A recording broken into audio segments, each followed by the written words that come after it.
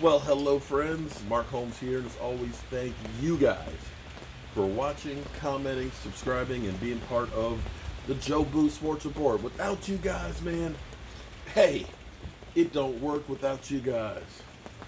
You know, they say April showers bring May flowers. You know, that means we're getting ready for lots of flowers in May because we got some more April showers going in here.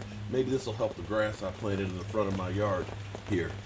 And it's gotten kind of chilly. In fact, about 40 miles from here, they're calling for rain snow mix. It was just 80 degrees 2 days ago. So, you know, it's just changing seasons.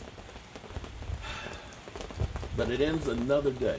I don't know about you guys, but for me, I swear, it seems like the days are flying by. I just can't seem to get everything done. I know we can't leave home very much, or, you know, we got to go out and be safe and get what you need and get back, and I've been doing that.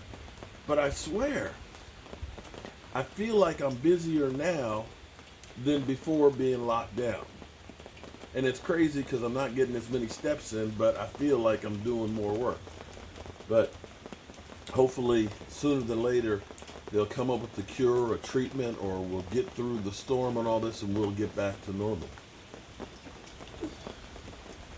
The funny thing is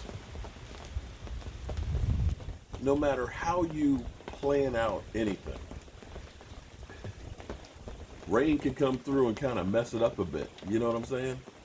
And you got to be prepared for everything and be able to adapt to your environment. Case in point, it used to be when it rained, I couldn't be out here. Why? Because I'd get wet. So I tried to adapt. So I got a regular umbrella. And I'm holding it here. Well, the problem is you got this umbrella, you got a fire, you got a heat source, and you're getting close to being able to burn that up. And so you come up with another plan. And so what I have, here's what we have. We have, see up here? Look at that. Boom. It's a sun umbrella. Not ideal, but it's rectangular shape. It at least is keeping the water from falling directly on me. You can see it kind of dripping over here. You know, come see, look at that. Look, oh boy, look at it all pour off. Look, pour off of it. Now it still blows in a little bit on my back and stuff, but it's an improvement. Now, if I was real wise, I would go ahead and get one of those canopies that, you know, you pull on. Get one of those canopies and sit on that side. That way I can be out here in the rain. It's called adapting to a problem. You know what I'm saying? You come up with solutions because you're going through this and you're sitting there getting soaking wet, and it's like, you know, I want to be able to do this. How can I do this without getting wet? You change to what's going on. You have to think outside of the box and think of ways to succeed. And that's something that our Dallas Cowboys haven't done, it seems like, in a while. I thought we started to turn the corner on that by getting rid of Jason Garrett, by getting somebody else who's going to think outside of the box being the Dallas Cowboys organization that is stuck on 1995. That is a different perspective of dealing with the problem of it's been raining on the Dallas Cowboys for the last 25 years, and we need to figure out how to come out from the rain.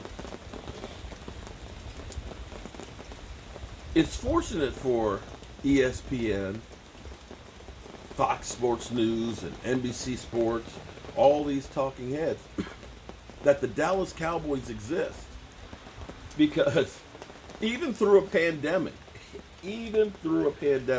when basketball, when hockey, when golf, tennis, baseball, NASCAR, all this is shut down, there is still a day's worth of conversation going on about the Dallas Cowboys. And I think that, you know, ESPN, they went to their top 100 talents and they put a gun to their head and basically said, you're going to take a pay cut through this. and then proceeded to post who took a pay cut. I'm curious if the pay cuts, when things pick back up, will come back to where they were. Because I got to be honest with you, ESPN is becoming more and more like TMZ. But thank God they got the Dallas Cowboys to talk about. But see, the Dallas Cowboys need to come out of the ring.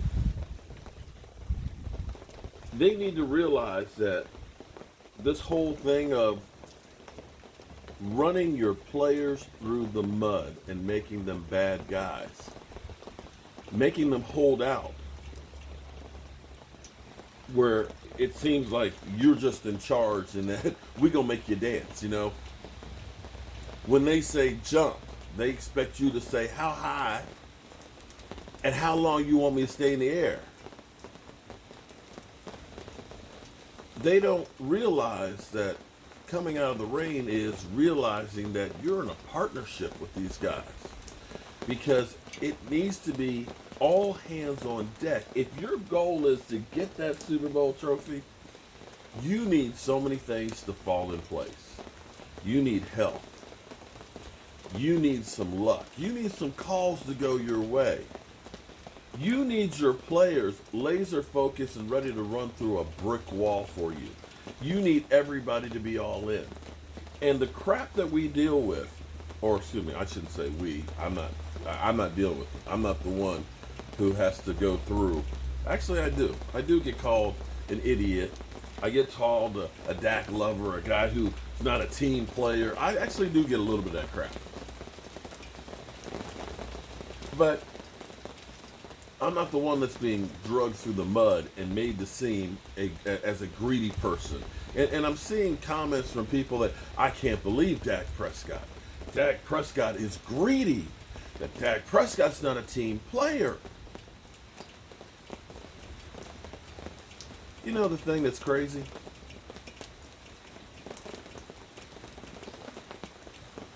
When you outperform your contract, when you do above and beyond what you're paid for, the team doesn't say, you know what, we underpaid you, so guess what? We're going to give you pay retroactive. We want to thank you because, you know, we only paid you $680,000 and you got us to the playoffs.